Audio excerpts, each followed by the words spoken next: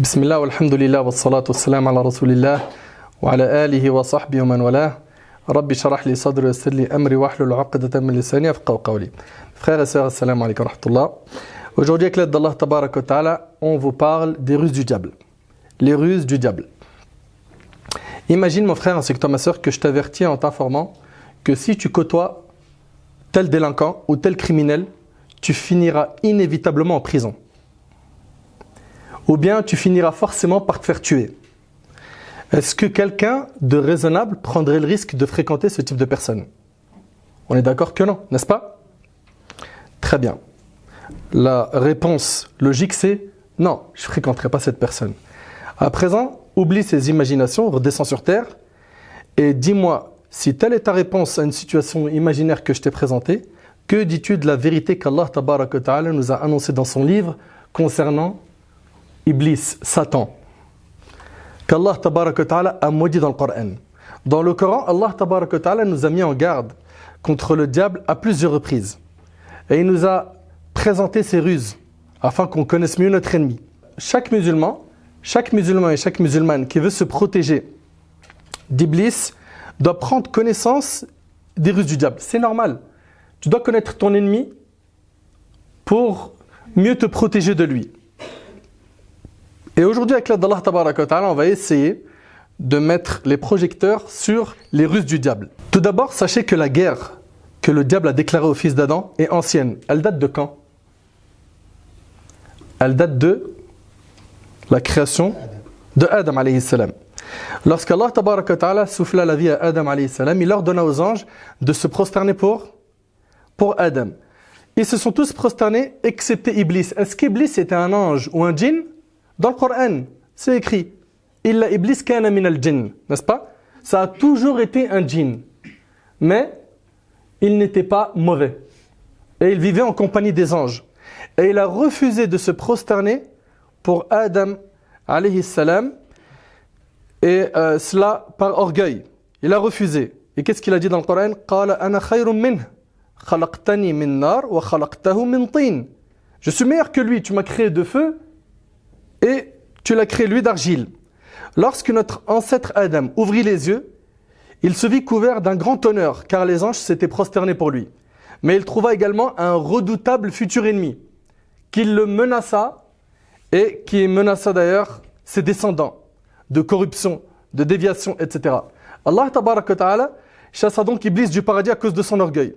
Et il reçut la promesse qu'il restera en vie jusqu'à Yawm al-Qiyamah, jusqu'au jour de la résurrection. Allah tabarak wa ta'ala a dit dans le Coran قال فاهبط منها فما يكون لك أن تتكبر فيها فاخرج إنك من الصاغرين قال أنظرني إلى يوم يبعثون قال إنك من المنظرين. Allah tabarak wa ta'ala dit descends d'ici, tu n'as pas à t'enfler d'orgueil ici, sors, te voilà parmi les méprisés. Et regardez ce qu'Iblis il a demandé, accorde-moi un délai, dit Satan, jusqu'au jour où ils seront ressuscités. Et là, Allah tabarak wa ta'ala lui a dit, tu es de ceux à qui ce délai est accordé. Puis après cela, le diable, Iblis, se promit d'entraîner vers l'égarement la progéniture de Adam. Il a dit à Allah, regardez ce qu'il a dit à Allah. Franchement, c'est dingue quand on médite sur ce qu'il a dit. L'orgueil et le mauvais comportement qu'il a eu avec Allah, c'est impressionnant. Il a dit, قال فبما أغويتني لأقعدن لهم صراطك المستقيم ثم لآتينهم من بين أيديهم ومن خلفهم وعن أيمانهم وعن شمائلهم ولا تجد أكثرهم شاكرين. Puisque tu m'as mis en erreur, regardez comment il parle Allah subhanahu wa ta'ala. Puisque tu m'as mis en erreur, vous imaginez un petit peu? Je me posterai à leur intention sur ton droit chemin, puis je les assaillerai par devant, par derrière, de leur droite et de leur gauche. C'est-à-dire, je vais les attraper de partout. N'importe quel chemin qu'ils vont emprunter, je serai là pour les amener vers l'égarement. Et pour la plupart, tu ne les trouveras pas reconnaissants. Mes frères et sœurs, Allah tabarak wa ta'ala nous a mis en garde contre le diable à plusieurs reprises. C'est notre plus grand ennemi. Allah azza wa jalla dit Inna ash-shaytana lakum adu, fattakhidhuhu aduwa, innama yad'u hizbahu liyakunu min ashabis sa'ir. Le diable est pour vous un ennemi. Prenez-le donc pour ennemi. Il ne fait qu'appeler ses partisans pour qu'ils soient des gens de la fournaise, c'est-à-dire des gens de l'enfer. Et Allah Azza wa Jal dit également وَمَنْ يَتَّخِذِ الشَّيْطَانَ وَلِيًّا مِنْ دُونِ اللَّهِ فَقَدْ خَسِرَ خُسْرَانًا مُبِينًا. Et quiconque prend le diable pour allié au lieu d'Allah sera certes voué à une perte évidente. Il faut savoir que l'inimitié de Satan ne disparaît jamais, ni ne diminue. Car il sait qu'il a été chassé du paradis et qu'il a été maudit selon lui à cause de notre père Adam. Il trouve donc normal qu'il se venge sur Adam et sa descendance. D'ailleurs, il a dit dans le Coran, dans Sourate Al-Isra, قال أرأيتك هذا الذي كرمت علي لئن أخرتني إلى يوم القيامة لأحتنكن ذريته إلا قليلا. Il dit, vois-tu celui que tu as honoré au-dessus de moi, en parlant de qui? De Adam. Si tu me donnais du répit jusqu'au jour de la résurrection, j'éprouverai certes sa descendance, excepté un petit nombre. Excepté un petit nombre parmi eux. Iblis a su qu'il allait avoir des gens qui allaient lui désobéir. Qui? Les pieux, les pieuses, ceux qui sont investis dans la religion d'Allah subhanahu wa ta'ala. Ahbab al-Kiram, le diable n'a pas de pouvoir sur les vrais croyants. Il a de pouvoir que sur ses alliés, les gens qui ont délaissé le chemin d'Allah subhanahu wa ta'ala. Quelqu'un qui tient fermement sa religion, il a Allah subhanahu wa ta'ala avec lui. Le diable, il ne peut pas l'attaquer. Le diable ne peut pas l'attaquer. C'est pour ça que plus tu vas renforcer ton lien avec Allah, plus tu auras cette facilité à désobéir au diable. Moins tu vas renforcer cette relation que tu as avec Allah, plus tu vas non seulement écouter le diable, mais il se peut même que tu deviennes un instrument d'Iblis, wal'iyadu billah. Comme on a des gens aujourd'hui, ils travaillent pour Shaitan. Toute la journée, ils sont là pour te donner des idées diaboliques. Viens, on fait ça. C'est pas grave si tu mens. Et alors, mens-leur à tes parents.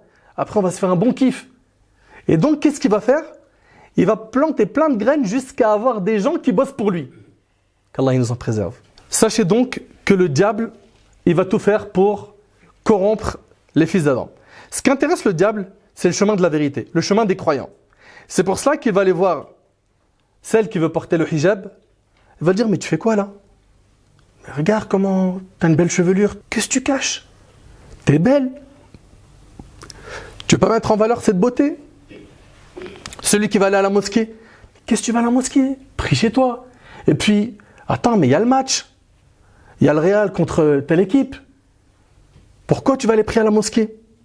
Et puis, celui qui ne sort pas avec des filles, ou celle qui ne sort pas avec des garçons. T'es sérieuse là? Jusqu'à quand? C'est la honte. Si tes amis ils prennent conscience de cela, ils vont se moquer de toi. Ils vont dire t'as aucune expérience, t'es un bouffon, t'es un moins que rien, etc. Et donc il va commencer comme ça, petit à petit, à lancer ses idées. Et il faut savoir une chose, c'est qu'il est ultra patient. Le diable. Et il a une grande expérience. Attention, il a tenté des gens depuis Adam alayhi salam jusqu'à aujourd'hui. C'est-à-dire qu'il va être très patient. Il peut te lancer une idée et patienter 10 ans. Il a tout son temps jusqu'à Yawm al-Qiyamah. Il n'est pas pressé. Il te lance l'idée. Et puis il attend. Et il te l'alimente. Petit à petit jusqu'à ce que tu passes à l'acte. Et puis dès que tu es passé à cet acte, un autre et un autre et un autre. Et ainsi de suite. Ahbab al-Kiram, Ibn al-Qayyim rahimahullah a dit, l'homme n'emprunte que l'une de ces 4 voies. Celle à sa droite, celle à sa gauche, celle devant lui ou celle derrière lui. Telles sont les voies que peut emprunter l'homme. Si l'homme emprunte l'une de ces voies dans l'intention d'obéir à Allah Jalla wa Ala, il y trouvera certainement le diable aux aguets, cherchant à le repousser de l'obéissance à Allah Tabarak wa Ta'ala afin de lui couper la route. Cependant, si l'homme emprunte l'une de ces voies dans le but de désobéir à Allah Jalla wa Ala, il y trouvera certainement le diable tel un serviteur à ses ordres. Le diable n'a pas laissé un chemin sans l'emprunter pour pouvoir nous amener à notre perte. Satan va chercher à t'attaquer par tous les côtés, sauf un seul par lequel il ne peut pas t'approcher. Il ne peut pas s'interposer entre toi et Allah. Il ne peut pas s'interposer entre toi et Allah. C'est donc en renforçant cette relation que tu pourras te préserver d'Iblis, de cet ennemi. Ahbab al-Kiram, chacun d'entre nous a un diable qui l'accompagne. C'est ce qu'on appelle Al-Qarin, barakallahu fik. Aïcha radiallahu anha, la femme du prophète sallallahu alayhi wa sallam. Le hadith il est rapporté par l'imam Muslim. Elle rapporte, le prophète sallallahu alayhi wa sallam est sorti de chez elle la nuit. Elle dit qu'elle fut prise de jalousie. Lorsque le prophète sallallahu alayhi wa sallam est revenu, il vit qu'il lui avait fait mal et lui demanda « Qu'as-tu? Je vois que tu es jalouse. » Elle répondit « Pourquoi une femme comme moi ne tomberait-elle pas jalouse d'un homme comme toi ?» À ce moment, le messager d'Allah sallallahu alayhi wa sallam lui dit « Tu as été abordé par ton diable. » C'est le prophète sallallahu alayhi wa sallam qui dit ça à qui? À Aïcha radhiyallahu anha. Et subhanallah, Aïcha lui a dit « Ô messager d'Allah, j'ai donc avec moi un diable ?» Il lui a dit « Oui. » Elle dit « Est-il avec tout humain ?» Il dit alayhi salatu wa sallam « Oui. » Elle dit « Même avec toi, ô messager d'Allah ?» Il dit « Oui, mais Allah m'a aidé jusqu'à ce qu'il se soit converti à l'islam. » Vous suivez? Dans une autre version rapportée par Muslim, le prophète sallallahu alayhi wa sallam a dit « Oui, mais Allah m'a aidé jusqu'à ce qu'il se soit converti à l'islam, ainsi il ne m'ordonne que le bien. » Allahu Akbar. Et Safiya bint Huyay, la mère des croyants, une des épouses du prophète sallallahu alayhi wa sallam, elle rapporte, le prophète sallallahu alayhi wa sallam, il observait à la mosquée une retraite pieuse. Il faisait l'i'tikaf à la mosquée. Je suis allé lui rendre visite le soir, je lui ai parlé, puis je me suis levé pour rentrer chez moi. Il se leva avec moi pour m'y raccompagner. Donc le prophète sallallahu alayhi wa sallam, après avoir discuté avec sa femme, qui est venue prendre de ses nouvelles, il est parti la raccompagner chez elle. Deux hommes des Ansar passèrent juste à ce moment. Écoutez, il y a une grande leçon dans ce hadith. À la vue du prophète sallallahu alayhi wa sallam, ils pressèrent le pas. Donc il y a deux hommes parmi les croyants, les musulmans, qui ont vu le prophète sallallahu alayhi wa sallam avec une femme. Dès qu'ils ont vu le prophète sallallahu alayhi wa sallam, ils ont pressé le pas. Et là, le prophète sallallahu alayhi wa sallam leur a dit « Tranquillisez-vous, il s'agit de Safiya bint Huyay, c'est-à-dire mon épouse. » Pourquoi il a fait ça? Pour pas que ces musulmans aient un mauvais soupçon envers lui. Et ici d'ailleurs, Ibn Hajar rahimahullah, il rapporte que quand la personne se retrouve dans une position douteuse, qu'elle clarifie sa situation aux gens qui l'ont vu dans cette position douteuse pour dissiper justement les doutes. Vous suivez? Et là, ils dirent « Gloire à Allah, messager d'Allah, allons-nous douter à ton sujet? Est-ce que tu crois qu'on va douter de toi, ya Rasulallah ?» Il leur a dit « Le diable coule dans le corps du fils d'Adam à la manière de son sang. » Je répète, le diable coule dans le corps du fils d'Adam à la manière de son sang. J'ai craint qu'il ne jette une mauvaise pensée dans vos cœurs, rapporté par Bukhari et Muslim. À travers ces deux hadiths, le prophète sallallahu alayhi wa sallam nous informe que chacun d'entre nous a un diable à ses côtés qui le suit en permanence. Nous devons donc prendre nos précautions contre cet ennemi déclaré. Cet ennemi contre lequel Allah tabaraka wa ta'ala ainsi que le prophète sallallahu alayhi wa sallam nous ont mis en garde à maintes reprises. Et là maintenant, on rentre dans le vif du sujet. Pour mieux connaître Iblis, il faut connaître ses ruses. La première ruse du diable, elle a pour but de te faire tomber dans la mécréance. Le plus grand objectif d'Iblis, c'est de te voir sortir de l'islam. Que tu abandonnes la religion d'Allah subhanahu wa ta'ala. Là, il a réalisé son objectif avec toi. Ne crois pas que son but ultime est de te dire « Regarde cette femme mal habillée » ou « Toi ma sœur, fume ou bois ou va dans tel endroit ou commets tel acte avec tel homme qui est haram. » Non. Ce qu'il veut de toi, ça bien sûr c'est une étape. Mais lui, il veut accélérer ces étapes jusqu'à t'ouvrir la porte de sortie et te dire « Sors de l'islam. » N'oublie pas qu'il lui a été donné un délai. N'oublie pas qu'il lui a été donné un délai. Le diable, s'il arrive à te faire tomber dans le kufr, il a réalisé son plus grand objectif. Le diable est grave soulagé quand la personne mécroit en Allah. Et quand il atteint cet objectif, il passe à la personne suivante sans perdre de temps. Bien sûr, il faut savoir que le diable n'utilise pas n'importe quelle technique pour faire tomber une personne dans la mécréance. Il ne va pas lui dire « sors de l'islam ». Non, il va d'abord lui installer des doutes dans son cœur. Mais qui a créé cette terre? C'est Allah. Qui a créé tes parents? C'est Allah. Jusqu'à et qui a créé Allah? C'est des questions où n'importe quel musulman normalement doit connaître sa réponse. Et malheureusement, il y a plein de musulmans qui ne connaissent pas la réponse à cette question. Inch'Allah, à la fin de la conférence, on bloquera un bon bout de temps pour vous parler de ça. Mais tout le monde doit connaître cette réponse. Et donc, le prophète sallallahu alayhi wa sallam, il nous dit, et c'est rapporté par Bukhari Muslim sur Abu Hurayra radhiyallahu anhu, le prophète sallallahu alayhi wa sallam, il dit, Satan se présente à l'un de vous et dit, qui a créé ceci? Qui a créé cela? Jusqu'à dire, qui a créé ton maître? S'il en arrive là, qu'il sollicite la protection d'Allah et qu'il s'arrête. C'est-à-dire qu'il dise A'udhu billahi minash shaitanir rajim et qu'il arrête. qu'il arrête de penser à ça, à ces mauvaises idées du diable. Et selon Abu Hurayra radiyallahu anhu, il raconte, certains compagnons sont entrés chez le prophète sallam et lui dirent, nous trouvons au fond de nous-mêmes des arrière-pensées tellement mauvaises que nous ne pouvons pas les révéler à autrui. C'est-à-dire qu'eux-mêmes, un groupe d'entre les compagnons ont ressenti ces doutes. Des doutes sur Allah. Vous imaginez? Et là, le prophète sallam a dit, les avez-vous vraiment trouvés? Il parle ici des doutes qu'ils ont eus. Puis, à leur réponse positive par oui, le prophète sallam a dit, cela est un signe d'une foi pure rapportée par Muslim. Une question. Comment se fait-il que le prophète sallam dise que ces doutes, c'est un signe de foi pure? Comment? Doute, signe de foi pure. Comment? La réponse, elle est super simple. Est-ce que le diable, il fait douter quelqu'un qui ne croit pas en Allah? Quelqu'un qui ne croit pas en Allah. Le diable, il va aller lui dire, doute, mais il n'y croit même pas. Donc, il va faire douter qui? Quelqu'un qui croit. Et donc, c'est pour ça que le prophète il a dit, c'est un signe de foi pure.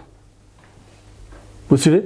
Après, bien sûr, il faut combattre ce doute par al-isti'adha. Il y a plein de moyens, des afkars que le prophète nous a enseignés. Également, prendre ce doute, le présenter à quelqu'un de science. Dire, voilà, j'ai ce blocage dans la religion, comment je dois comprendre ça? Et puis, rapidement, ça sera dissipé. La personne qui est sincère et qui chemine sincèrement vers Allah, Allah subhanahu wa ta'ala lui enlève ses doutes. Donc, il va t'attaquer d'abord par le fait d'essayer de te faire tomber dans le coffre. Vous suivez? Ce qu'il souhaite le plus, c'est que l'homme mécroit en Allah. Et une fois que ce but est atteint, le diable s'en désavoue. كَمَثَلِ الشَّيْطَانِ إِذْ قَالَ لِلْإِنسَانِ كْفُرْ فَلَمَّا كَفَرَ قَالَ إِنِّي بَرِيءٌ مِّنْكَ Allahu Akbar. Et c'est pas fini. إِنِّي أَخَافُ اللَّهَ رَبَّ الْعَالَمِينَ. Ils sont semblables au diable quand il dit à l'homme, sois mécréant. Puis quand il a mécru, il lui dit, je te désavoue car je redoute Allah. Je te désavoue, j'y suis pour rien. Moi, j'ai peur d'Allah. Vous imaginez, le diable, il dit ça? Je te désavoue car je redoute Allah, le Seigneur de l'univers. Vous avez compris? Objectif numéro 1 du diable, c'est quoi? De t'amener au kufr. Et ici, il y a une histoire qui est très douloureuse à entendre. Mais il va falloir l'entendre. Elle est très, très, très douloureuse. Cette histoire-là, l'imam Ibn Kathir, il la rapporte, ainsi que l'imam Ibn Jarir, ainsi que l'imam Al-Baghawi, l'imam Ibn Al-Jawzi, l'imam Ibn Al-Qayyim et d'autres ont expliqué le verset qu'on vient de mentionner par une histoire impressionnante qui est Qissat Abd Bani Israël, l'histoire de l'adorateur des enfants d'Israël, qu'on appelait Bersisa. Vous connaissez son histoire? C'est l'histoire d'un homme pieux. C'est l'histoire d'un homme pieux, un adorateur parmi les plus pieux de son époque. Dans son village, 3 frères vivaient avec leur sœur qui était une fille qui n'avait jamais eu de rapport, qui était vierge. Un jour, ces 3 frères devaient partir à la guerre. Et pour eux, c'était impensable de laisser leur sœur toute seule. Vous suivez? Alors ils se sont dit qu'ils ne pouvaient confier leur sœur qu'à l'adorateur pieux des fils d'Israël. Lui, il est tellement pieux qu'il peut la surveiller et prendre soin d'elle jusqu'à ce qu'ils reviennent de la guerre. Ça va jusque-là, c'est clair? Très bien. Alors ils sont partis le voir pour lui demander s'il pouvait rester avec leur sœur et s'occuper d'elle. Il refusa. Il a dit non, m'ouvrez pas cette porte. C'est trop dangereux pour moi.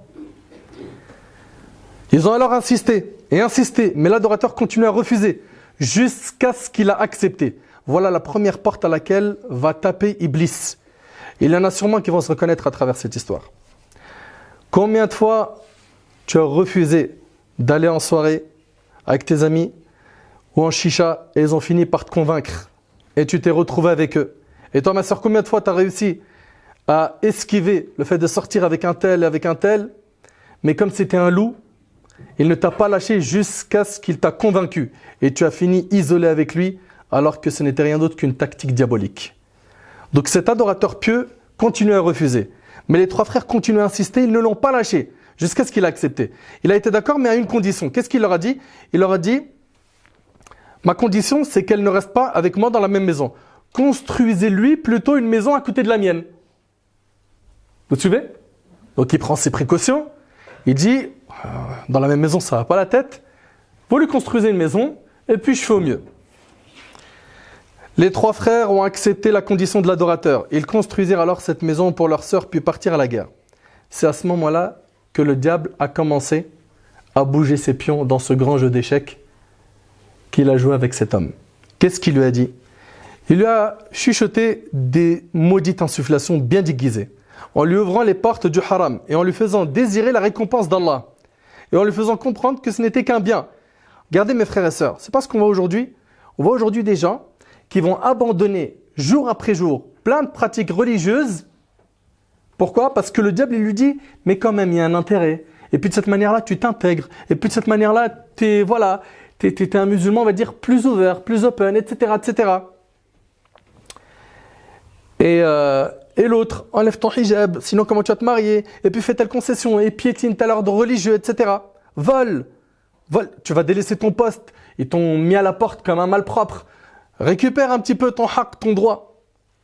Et c'est ainsi qu'il va continuer ses ruses. Shaitan se mit donc à embellir le haram à cet adorateur pieux. Attention, hein, on l'appelait l'adorateur des enfants d'Israël. C'est-à-dire que c'était quelqu'un, il était connu pour sa piété.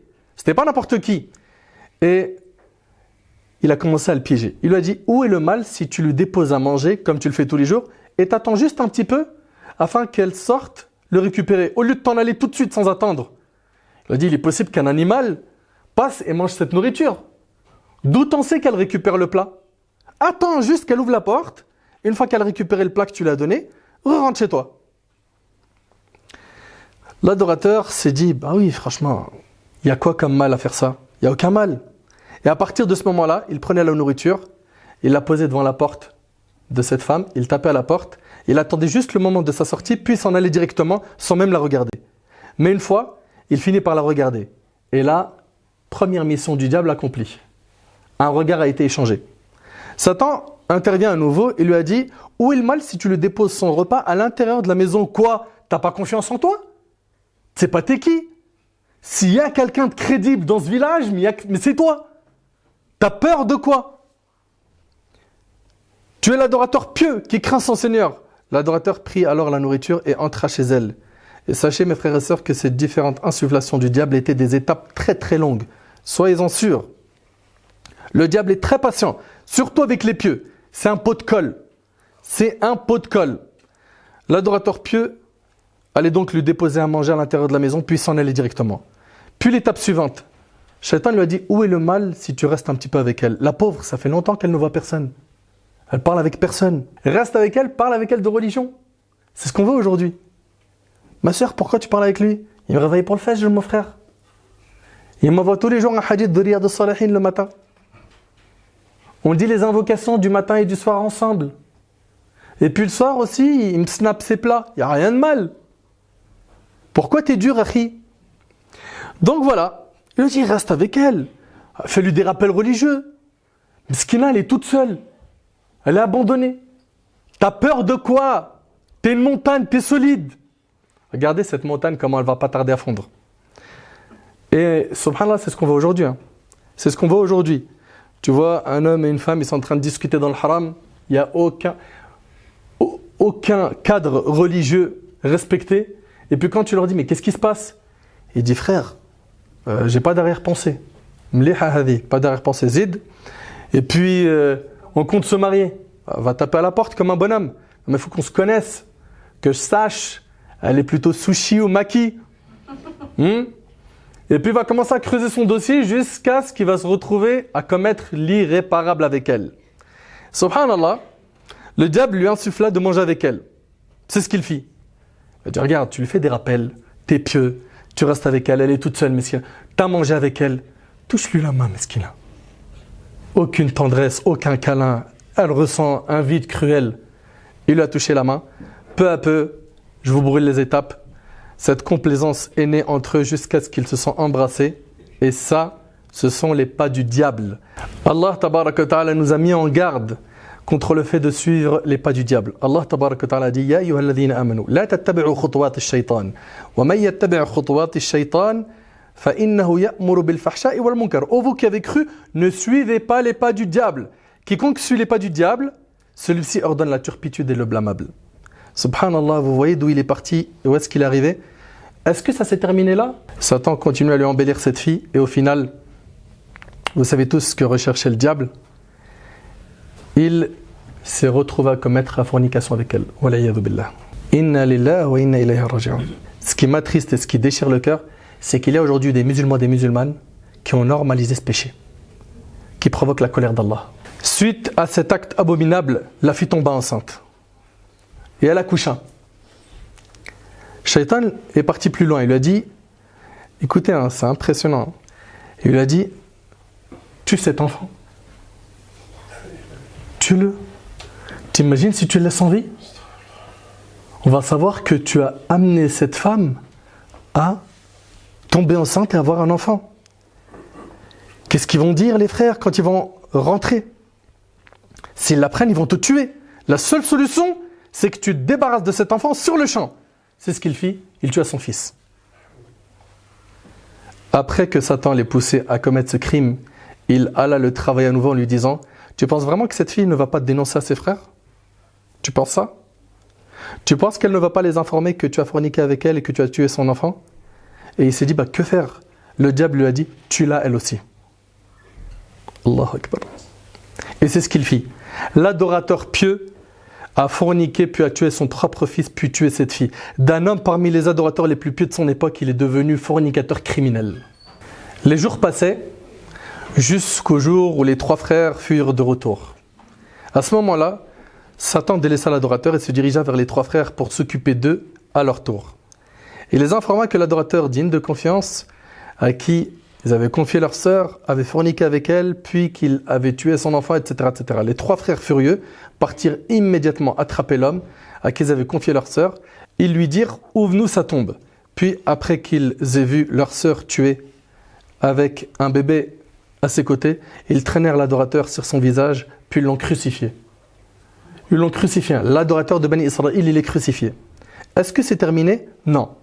Là, le diable, il a délaissé les trois frères et il est parti s'occuper de son premier client, Bersisa, l'adorateur de Bani Israël. Écoutez attentivement ce qu'il va faire. C'est le moment crucial de toute l'histoire. Shaitan lui a dit, « Oh un tel, ne sais-tu pas qui suis-je? Je suis Satan. C'est moi qui a perverti ton cœur. C'est moi qui t'a poussé à commettre zina. C'est moi qui t'a poussé à tuer ton enfant et à tuer cette femme. » Il lui a dit, « Je suis le seul qui peut te débarrasser de ton épreuve actuelle. » Il lui a dit, « Débarrasse-moi-en. » Le diable lui a dit, « Pas tout de suite, j'ai mes conditions. » Il lui a dit, « C'est quoi tes conditions ?» Il lui a dit, « Que tu mécrois en Allah et que tu te prosternes pour moi en dehors d'Allah. » C'est violent ou pas? Cet adorateur stupide lui demanda, « Si je mécrois en mon Seigneur et que je me prosterne pourtant en dehors d'Allah, tu me débarrasses de mon épreuve ?» Il lui a dit, « Oui. » Comme toujours, il le fait désirer. Et vous savez, le diable, il a une stratégie qui est connue. C'est embellir le haram et enlaidir le halal. Combien de fois j'ai entendu et j'ai assisté à ce type de problème où un homme et une femme se fréquentent dans le haram pendant longtemps. Et ça marche. Et ils s'aiment. Et la flamme, elle est waouh. Ils s'aiment à fond. Et puis, quand ils commencent à culpabiliser, regretter, ils disent, vas-y, viens, on se marie, on arrête, on se repent. Ils se marient une semaine après, un mois après, ils divorcent. Donc dans le haram, il va tout faire pour embellir la relation. Dès que ça devient un cadre halal, il rentre, il met des gros coups. Des gros coups. Et là, subhanallah, Satan lui a dit, t'inquiète pas, je m'occupe de toi. Et en effet, l'homme a mécru en Allah et il s'est prosterné pour Shaitan. Et là, ce traître de diable a pris la fuite en disant, Inni bari'um mink, inni akhafu Allah rabbil alamin. Je te désavoue car je redoute Allah, le Seigneur de l'univers. Telles sont les insufflations du diable, telles sont les ruses du diable, telles sont les catastrophes auxquelles mène le diable. Il embellit le haram en te faisant croire que c'est une adoration, que c'est quelque chose de normal, que tout le monde le fait. Et alors, ça fait quoi? Ça fait quoi si tu parles avec lui sur Insta? Ça fait quoi si vous snappez ensemble? Ça fait quoi si vous sortez ensemble? Ça fait quoi s'il t'embrasse? Ça fait quoi si tu fais zina avec lui? De toutes les manières, c'est ton futur mari. Et il est comme ça, il cuisine les gens petit à petit. Pareil dans le commerce, pareil avec l'argent, pareil dans tous les domaines. Il y va petit à petit jusqu'à ce qu'il va te normaliser le haram. Une catégorie de musulmans, malheureusement, qui ont mangé une grosse gifle dans leur foi. Pourquoi? Parce que quand tu parles avec lui, tu lui dis, regarde, subhanallah, je suis choqué de voir un tel faire tel péché. Il dit, mais t'es sérieux là? Tout le monde le fait, ça me choque pas moi. Le fait que tu en arrives à ne plus être choqué de voir de la désobéissance, c'est que ton cœur a mangé une baffe. C'est chaud. Il a marqué un point avec toi.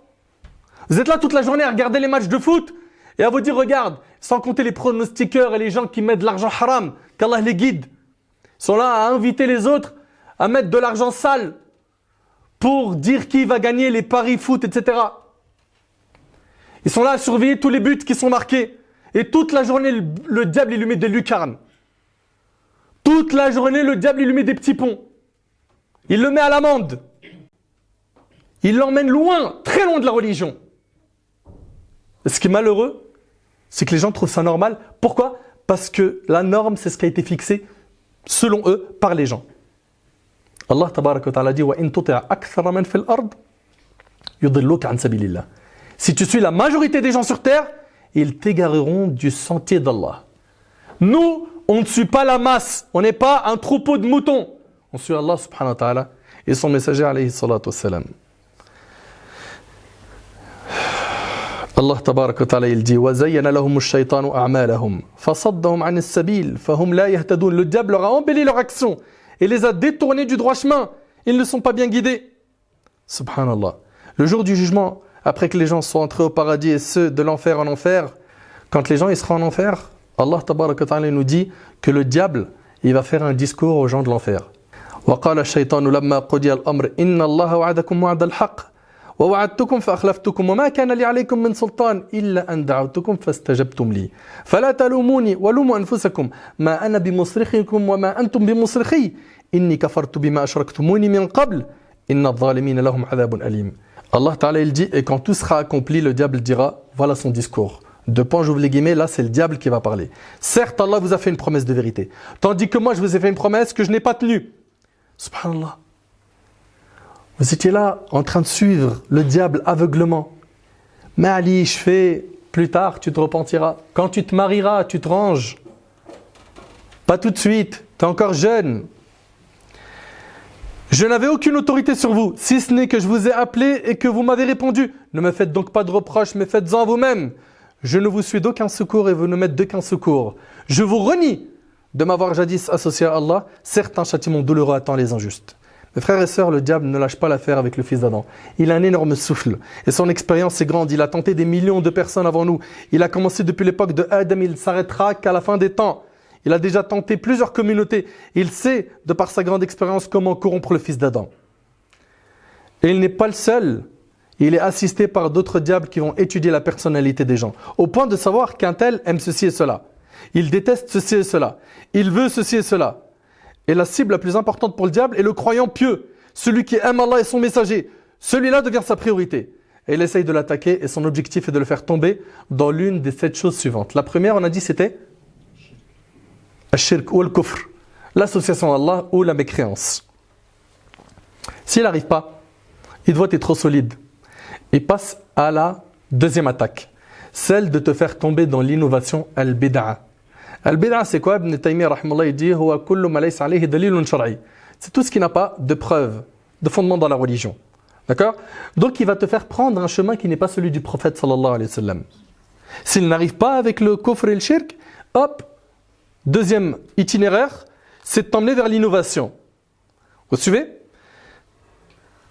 Et pour ce qui est de l'innovation, le diable va soit le faire tomber dans une bid'a, dans la croyance, soit dans l'adoration.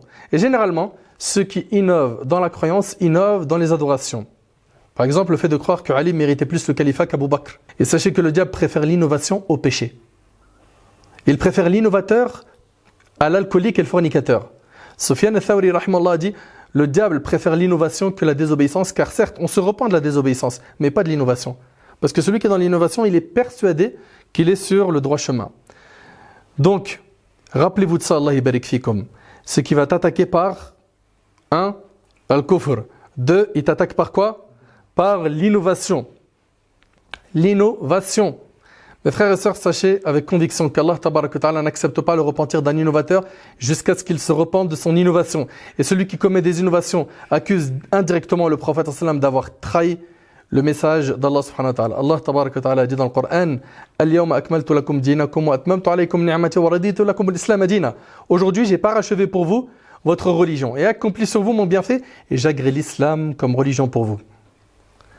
Donc ceux qui innovent, qui ont pris un autre chemin que celui du prophète sallam, qu'ils se repentent de cela. Troisième attaque, ça sera de te faire tomber dans les grands péchés.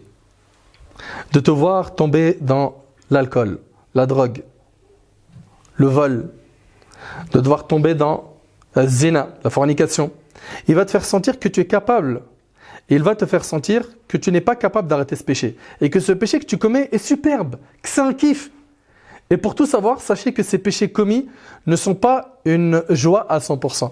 C'est vrai que la personne peut se procurer un peu de joie en faisant tel délire, tel acte haram. Ça sera un court instant éphémère, puis vite, rapidement, tu seras rattrapé par le vide de ton cœur et la tristesse qui ne te quittera pas. Allah tabaraka wa ta'ala a dit: mon Seigneur n'a interdit que les turpitudes, c'est-à-dire les grands péchés, tant apparentes que secrètes. De même que le péché, l'agression sans droit à l'œil. Et tout ce qu'Allah a interdit n'est que turpitude. Le diable, quant à lui, son travail est d'embellir le haram. Mes frères et sœurs, il est arrivé qu'un homme marié avec une femme, mashallah dans la religion, se retrouve à sortir avec une femme moins belle que sa femme et qui n'est pas dans le dîn. Jusqu'au point où lui-même il s'est posé des questions. Il se dit: mais comment j'ai fait pour marcher avec elle? C'est le diable. Il va tout faire pour embellir le haram. Vous suivez? Il va aussi t'attaquer sur quoi? Sur le fait de te faire retarder le repentir. Te faire retarder le repentir. Il y a le temps. Allah, il est miséricordieux. Pourquoi tu es pressé de revenir vers Allah subhanahu wa ta'ala? Kiffe, fais comme tous les jeunes, etc. Taïb, maintenant, s'il n'arrive pas à t'attaquer sur la porte numéro 3, donc on a dit 1, le kufr, 2, l'innovation, les grands péchés. Ensuite, il l'attaque sur les petits péchés. D'accord? Les petits péchés. Ça fait quoi de regarder telle chose qui est haram? Ma'alish, c'est rien.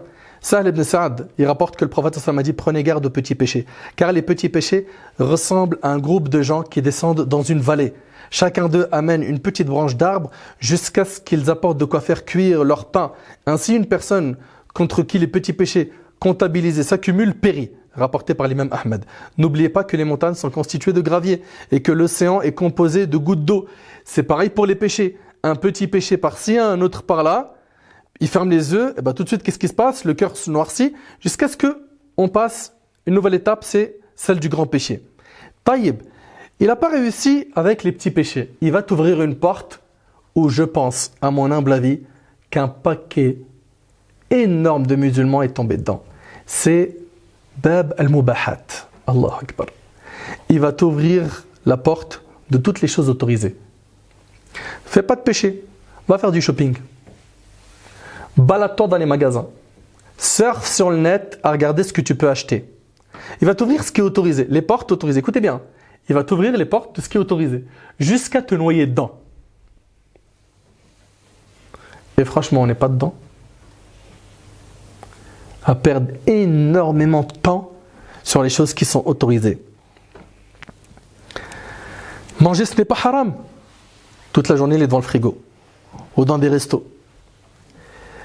Dormir tout le temps, c'est pas haram. Il va lui assassiner le temps. Il fera plus rien. Il se lève, il prie, il dort, il prie, il dort. Change ta voiture, c'est pas haram. Il va occuper son esprit avec le matériel, le luxe. Ok? Tu as changé la voiture, tu attends quoi pour changer le salon?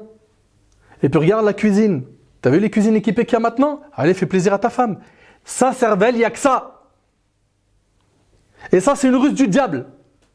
Et on ne s'en rend pas compte. Puis, s'il voit que tu ne perds pas ton temps, que tu fais très attention, il va t'attaquer en te faisant délaisser les sunnas. Toi qui es très attaché à la sunna, qui fait attention à tes invocations, au afkar, à t'habiller en commençant par le côté droit et te déshabiller le côté gauche, etc., qui fait très attention à toutes ces sunnas, il va te les éliminer petit à petit.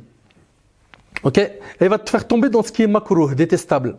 Écoute attentivement, dans le cas où tu arrives à maîtriser ton temps par tes adorations et en particulier la prière, la patience, la crainte d'Allah, le suivi du prophète sallam, c'est très bien. Et pour ne pas perdre ton temps, apprends à connaître les récompenses liées aux adorations afin que tu sois tout le temps motivé. Si le diable n'arrive pas à t'avoir sur la perte de temps, il va tout faire pour que tu finisses par quoi? Par le fait d'abandonner les actes méritoires. Laisse la sunna, ma'alish, etc. Si tu ne tombes pas dans le coffre, donc c'est l'innovation. Sinon c'est grand péché. Sinon c'est petit péché. Sinon c'est, il ouvre la porte de tout ce qui est autorisé. Vous suivez ou pas? Le fait de viser ce qui rapporte le moins de bonnes actions. Ok, tu vas faire des hasanat. Vas-y, t'as un rythme de fou, tu lis 10, 15 pages par jour. Lis-en une, ne te fatigue pas. T'en fais trop là. Ok? Dans le fait aussi de délaisser les sunnas. Pour le diable, il ne reste plus qu'une dernière arme à utiliser afin de te faire glisser. Et cette arme, le diable l'a utilisée contre tous les prophètes. Cette arme est le fait de t'envoyer son armée de diable parmi les djinns et parmi les humains qui n'auront qu'une mission, c'est de te faire du mal avec leurs mains, leur langue et leur cœur. Plus tu vas augmenter ta foi et ta science, plus le diable va t'envoyer des gens jaloux de toi. Des gens, ils vont t'embêter. Ah, sahbi, c'est bon. Tu rends fou, toi, depuis que tu es rentré dans la religion. C'est quoi, ça? Bishoy Alik, doucement, t'en fais trop. Oh, tu cherches quoi? Et sachez qu'il est impossible d'éviter cette attaque, cette ruse du diable. Plus tu vas te rapprocher d'Allah, plus il va t'attaquer. La seule chose, ça sera de patienter et de faire des doigts pour qu'Allah subhanahu wa ta'ala guide ses gens. Sachez que le diable nous attend au tournant. Il va tout faire pour nous embellir le haram et enlaidir le halal. Mais il va toucher qui? Que les personnes faibles. Maintenant, rapidement, le remède. Comment faire pour nous prémunir de cet ennemi? Comment se sauver des ruses du diable? Awalan, numéro 1, al-istighfar, la demande de pardon. Le fait de multiplier la demande de pardon. L'imam Ahmed a rapporté dans son musnad ce hadith-là, Wallahi al-azim, il est exceptionnel. Selon Abu Sa'id al-Khudri, le prophète sallallahu alayhi wa sallam a dit, le diable a dit à Allah, écoutez bien, hein, par ta puissance et ta majesté, je les égarerai tant que leur âme est dans leur corps. Regardez le diable, hein. Par ta puissance, il dit à Allah, et ta majesté, je les égarerai tant que leur âme est dans leur corps. Puis Allah lui a dit, par ma puissance et ma majesté, je leur pardonnerai tant qu'ils me demandent pardon. Allahu Akbar. Wallahi, c'est magnifique. Donc la demande de pardon. 2, al-isti'adha, le fait de demander la protection près d'Allah contre le diable et de son mal. Le fait de dire, a'udhu billahi minash shaytan ar-rajim. D'accord? Wa imma yanzaghannaka minash shaytani nazgh fasta'idh billah. Et si jamais le diable t'incite à faire le mal, cherche refuge auprès d'Allah contre le diable, car Allah entend et sait tout. Et si jamais le diable t'incite à faire le mal, cherche refuge auprès d'Allah, car il entend et sait tout. 3, al-mu'awwidhat, la récitation des 3 dernières sourates, al-ikhlas, qul huwallahu ahad, al-falaq et al-nas. D'accord? Également, ayat al-kursi. Ayat al-kursi. Al-Bukhari rahimahullah a rapporté dans un hadith selon lequel un djinn a dit à Abu Huraira, quand tu iras te coucher, récite le verset de l'Kursi, d'accord? Allah enverra un gardien chez toi et aucun diable ne s'approchera de toi jusqu'au matin. Le prophète sallallahu alayhi wa sallam lui a dit alors, il t'a dit la vérité, bien qu'il soit un grand menteur. D'accord? C'est-à-dire que c'était Shaitan et il lui a enseigné une vérité. Il lui a dit alayhi sallam, il t'a dit la vérité, alors qu'à la base c'est un menteur. Vous suivez? Aussi, al-dhikr. Toi qui veux que le diable s'écarte de ton chemin, l'évocation d'Allah. Il n'y a pas mieux que ça. Al-Harith al-Ash'ari, il rapporte que le prophète sallallahu alayhi wa sallam a dit « Je vous donne l'ordre d'évoquer Allah, car l'image de celui qui évoque Allah ressemble à la situation d'un homme poursuivi activement d'un ennemi et qui réussit à se sauver en se réfugiant dans un rempart, une forteresse bien protégée. De même, le serviteur ne se met à l'abri de Satan qu'avec l'évocation d'Allah. » Et c'est rapporté par Tirmidhi. Également la récitation des 2 derniers versets de Sourate al-Baqarah. Le prophète sallallahu alayhi wa sallam, il a dit, celui qui récite les 2 derniers versets de Sourate al-Baqarah la nuit se protège de tout mal, rapporté par le Bukhari. 7, les ablutions, toujours avoir ces ablutions, car comme vous le savez, les ablutions sont l'arme du croyant. 8, la multiplication des prières surrogatoires. 9, le fait de multiplier la prière sur le prophète sallallahu alayhi wa sallam. Al-ikthar min as-salat ala nabi sallallahu alayhi wa sallam. Imagine avec moi que ton supérieur au travail te suit sans relâche. Imagine qu'il attend de ta part la moindre erreur pour la comptabiliser et te la faire marquer. C'est pénible à supporter, n'est-ce pas? C'est dur. Ô toi qui crains ton responsable au travail, éprouves-tu ce même sentiment pour Allah subhanahu wa ta'ala qui t'a créé? Ton responsable, c'est qu'une créature d'Allah. Allah ta'ala l'a créé lui, ainsi que les cieux et la terre. Et ce qu'ils contiennent. Comment craindre les gens et ne pas craindre Allah? Comment? Donc toute personne qui a mangé le haram, qui a délaissé la prière, qui a baissé les bras et qui a arrêté de craindre Allah, que ces personnes-là reviennent vers Allah très rapidement. Ô toi qui ne négocies jamais les ordres de ton responsable sur terre, pourquoi est-ce que tu négocies tous les ordres d'Allah? Pourquoi? Pour finir, Toi qui es noyé dans l'insouciance, jusqu'à quand tu vas continuer à désobéir à ton Seigneur? Jusqu'à quand tu vas continuer à prendre un autre chemin que celui du prophète sallam? Réveille-toi. Et réveille-toi dès maintenant de ton sommeil profond, de cette anesthésie générale qui t'a touché, avant qu'il ne soit trop tard et que la mort te vienne. Ne sais-tu pas que la mort peut te toucher à n'importe quel moment? Wallahi, qu'il est possible que l'ange de la mort vienne prendre ton âme tout de suite. Tout de suite. Il faut donc que tu en sois conscient à 1000%. Et sache que le jour du jugement est appelé par Allah subhanahu wa ta'ala le jour des regrets. Donc ressaisis-toi tout de suite. Profite de ces paroles pour te ressaisir. Arrête de suivre le diable, il va se désavouer de toi le jour du jugement. Surtout que maintenant tu as écouté ce discours, tu connais ses ruses, tu connais mieux ton ennemi. Il n'y a plus qu'une seule chose, c'est se poser la question. Est-ce que je vais continuer à le suivre? Ou est-ce qu'aujourd'hui, je divorce avec lui? Et en divorçant avec lui, attention, il va te déclarer la guerre, il va essayer de te déstabiliser dans ta phase de transition. Il faudra que tu sois solide, que tu demandes l'aide d'Allah subhanahu wa ta'ala, et Allah ta'ala il te facilitera. Sois-en sûr. Combien de personnes ont délaissé le chemin du haram? Ils ont été éprouvés, puis après ils ont tenu. Et aujourd'hui ils sont très épanouis, ils sont très contents. Ils vivent bien. Ils ont enfin le repos intérieur. Qu'Allah tabaraka ta'ala nous préserve de cet ennemi. Qu'Allah subhanahu wa ta'ala nous accorde une bonne compréhension de sa religion et une bonne fin. Allah subhanahu wa ta'ala yanfa'ani bima qultu wa yanfa'akum bima sami'tum. Hadha ma a'lamu Allahu 'azza wa jalla a'la wa a'lam. Subhanaka Allahumma bihamdik ashhadu an la ilaha illa ant astaghfiruka wa atubu ilayk. Wa akhiru da'wana anil hamdulillahi rabbil alamin. Wassalamu alaykum wa rahmatullahi wa barakatuh.